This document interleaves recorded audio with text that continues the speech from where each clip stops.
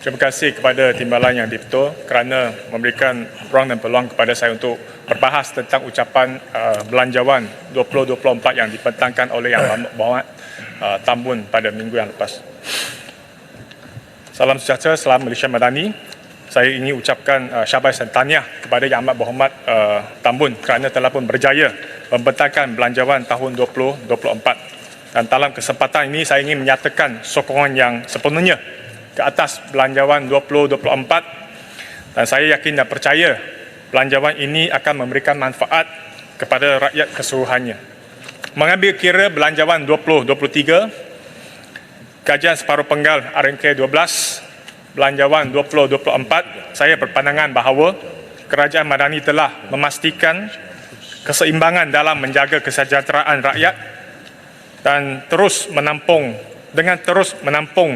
subsidi bersasar yang diunjurkan sebanyak 81 bilion dan menerokai sektor ekonomi yang baru dan pada masa yang sama turut memastikan kedudukan fiskal negara yang kukuh serta mampan.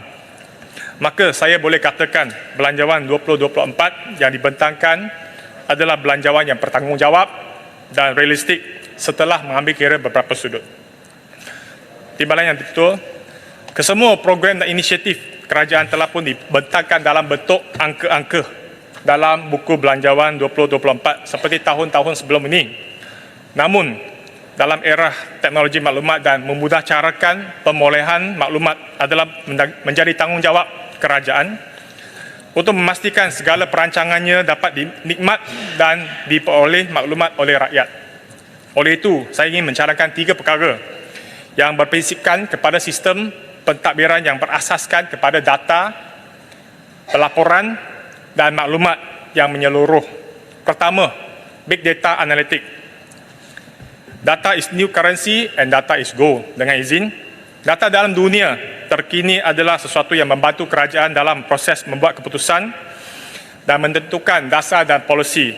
Data driven decision making. Dengan izin, ia membantu dalam memastikan keberkesanan polisi, kerja yang efisien dan efektif dan sekaligus meminimalkan perbelanjaan dan pembaziran berlaku. Data yang memaparkan 3 komponen utama iaitu rekod yang dulu, history, terkini, real time dan ramalan prediktif adalah penting untuk kita merancangkan pembangunan sebuah bandar dan pekan, sistem pengangkutan awam, pembiayaan subsidi rakyat, penentuan perumahan awam dan polisi-polisi yang sebagainya. Dengan perlunya kerajaan membangunkan satu sistem big data analitik yang berkesan dan boleh dipercayai. Seawal tahun 2013 pernah dikatakan public sector big data analitik dan kemudiannya disambung dengan National Big Data Analytic dan disambung dengan Pangkalan Data Perlindungan Sosial PDPS, Dasar Perkongsian Data Nasional, National Data Sharing Policy dan yang terkini Pangkalan Data Padu. Saya menyambut baik usaha kementerian dalam membangunkan Open Data Portal data.gov.my oleh Open DOSM. Namun saya lihat data yang terpapar masih belum lagi dioptimumkan melalui perkongsian data-data oleh sektor awam dan dengan rakyat. Justru saya ingin bertanya kepada kerajaan, di manakah kedudukan negara kita dalam mempersiapkan dasar big data setakat ini dan apakah kedudukan talent pool, pakar-pakar data yang ada pada ekosistem terkini dalam negara kita. Kita harus pastikan ekosistem perkongsian data harus terus diperkasakan dalam bab perkongsian data dalaman antara sektor awam dan perkongsian data antara sektor awam dan rakyat. Keduanya adalah pelaporan prestasi inisiatif dalam belanjawan. Adalah penting parameter dan KPI perlu ditetapkan bagi mengukur keperkesanan pelaksanaan semua inisiatif kerajaan mengikut rancangan dalam belanjawan negara. Saya sedia maklum bahawanya laporan prestasi perbelanjaan pertengahan tahun 2023 telah pun diterbitkan dan pernah dibentangkan dalam jawatankuasa pilihan khas Parlimen Bawah Kewangan dan Ekonomi. Namun angka-angka yang dibentangkan dalam laporan tersebut bagi saya terlalu umum dan hanya memaparkan angka-angka dan peratusan tetapi tidak dapat diukurkan keperkesanan dan pelaksanaannya. Oleh itu, saya ingin memohon kepada kerajaan supaya memastikan setiap inisiatif yang dibentangkan dalam Belanjawan 2024 harus disertakan dengan sistem pelaporan prestasi keberkesanan pelaksanaan inisiatif dan program mengikut kementerian masing-masing. Sebagai contohnya, dalam laporan tersebut mengesahkan setakat Jun 2023, Kementerian Pertanian dan Keterjaminan Makanan hanya membelanjakan 38% daripada jumlah peruntukannya. Manakala Kementerian Perdagangan dan Komoditi hanya membelanjakan 27% peruntukannya daripada jumlah keseluruhannya. Maka apakah sebab adanya isu yang berlaku berbezanya peratusan berbelanjaan antara dua kementerian ini dengan kementerian-kementerian lain yang telah pun mencacah lepas 50% dari segi perbelanjaannya. Dan keduanya contoh adalah laporan mengesahkan Kementerian Sumber Manusia telah pun membelanjakan 47% peruntukannya. Tetapi saya kurang pasti melihat kepada angka itu sejauh manakah keberkesanan program-program TVET yang telah pun dijalankan oleh kementerian secara efektif dan berapakah pakar-pakar yang telah pun dilatihkan di bawah bidang core business Kementerian Sumber Manusia. Dan ketiga adalah tentang kebebasan maklumat. Saya sedia maklum bahawanya usaha kerajaan dalam proses untuk penggubalan Akta Kebebasan Maklumat bagi menggantikan Akta Rahsia Rasmi. Dan ini adalah satu langkah yang baik dan signifikan seiring dengan prinsip tata kelola yang baik. Usaha ini akan memberikan akses kepada rakyat dalam memperoleh maklumat daripada badan awam dan kerajaan. Sekaligus boleh melibatkan rakyat dalam proses pembentukan dasar negara. Dan penggubalan akta ini pernah dijalankan pada tahun 2018 tetapi tertangguh seketika. Sudah tentu beberapa sudut perlu kita ambil kira termasuk keselamatan dan pertahanan negara perlu ada pengecualiannya. Namun saya berpandangan bahawa banyak aspek lain maklumat-maklumat awam perlu diberikan akses kepada rakyat, termasuk juga deklarasi harta ahli-ahli pentadbiran tertinggi dalam negara daripada jawatan Perdana Menteri, Menteri, Timbalan Menteri dan pegawai-pegawai tertinggi dalam anggota pentadbiran Kerajaan Persekutuan. Dan untuk maklumat sementara ini, laman web mydeclaration.sprm.gov.my yang pernah diwujudkan untuk memaparkan deklarasi harta anggota pentadbiran masih lagi tertangguh dan tutup dalam status tutup sementara. Timbalan yang dipertua izinkan saya membawa dua isu yang berkaitan dengan Kementerian Pendidikan Malaysia. Pertama adalah tentang Institut Pendidikan Guru. Sejak kebelakangan ini, peranan IPG sering diperbincangkan, malah pernah dikatakan ditutup ataupun digantikan peranan dan fungsinya. Tetapi kita tidak boleh menafikan peranan dan pencapaian IPG dalam melahirkan ramai insan dan pendidik yang banyak berjasa dalam sistem pendidikan negara kita. Oleh itu, saya ingin membangkitkan dua isu yang berkaitan dengan IPG. Pertamanya adalah tentang kadar pembayaran allowance bulanan untuk siswa dan siswi guru IPG. Setelah meneliti kadar yang sedia ada, pembayaran allowance hanya pada kadar RM430 sebulan.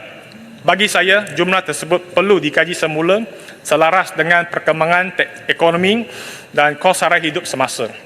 Dan mengambil kira kos perbelanjaan bulanan mereka, bayaran allowance ini wajar diberikan perhatian dan dikajikan semula dasar yang sedia ada. Keduanya adalah tentang pelaksanaan inisiatif Rumah Siswa dan Siswi.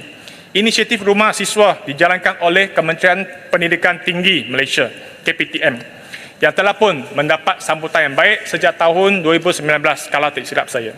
Namun saya ingin mencalonkan kepada kerajaan supaya memperluaskan inisiatif ini kepada siswa dan siswi guru di bawah IPG yang dikelolai oleh KPM, merupakan kementerian yang berbeza. Ramai di kalangan siswa-siswi guru IPG terpaksa menyewa rumah di luar kampus.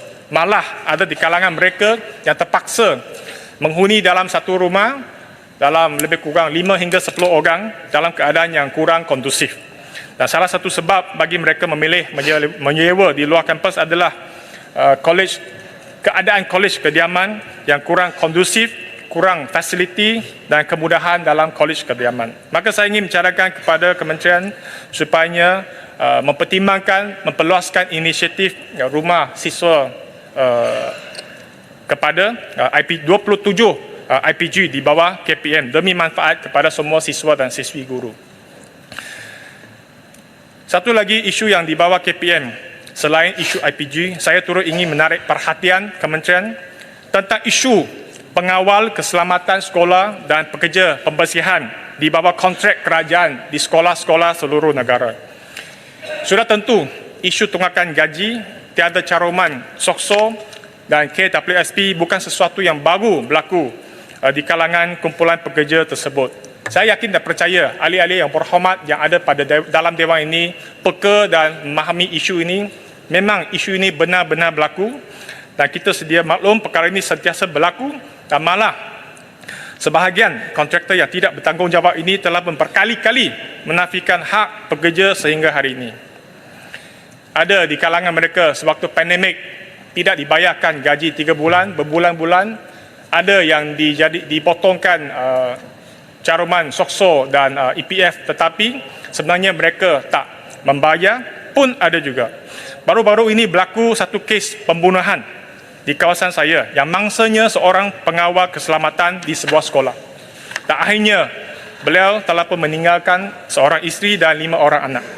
Anak sulung 21 tahun, anak kedua 20 tahun. Anak ini kerja juga sekuriti dalam syarikat kontrak yang sama. 3 lagi anak yang masih tingkatan 4, darjah 6 dan darjah 3. Apabila pasukan kita ziarah kepada keluarga mangsa, kami dimaklumkan bahawanya mangsa walaupun telah pun kerja dalam syarikat tersebut tetapi tidak dicarumkan SOKSO dan KWSP 3 bulan. Dan selalu berlakunya tunggakan gaji dalam soal pembayaran gaji. Kita tidak boleh membenarkan perkara ini terus berlaku dan saya ingin membicarakan kepada KPM supaya semak semula semua syarikat-syarikat kontrak yang ada rekod tunggakan gaji, tiada caruman EPF dan SOKSO. Selesaikan masalah tunggakan gaji dan masalah-masalah yang berbangkit. Jika gagal berbuat demikian, dengan segera kena senarai hitamkan syarikat-syarikat tersebut yang menafikan hak pekerja. Keduanya, kaji semula keberkesanan pelaksanaan dasar kontrak kerja untuk pengawal keselamatan dan pembersihan.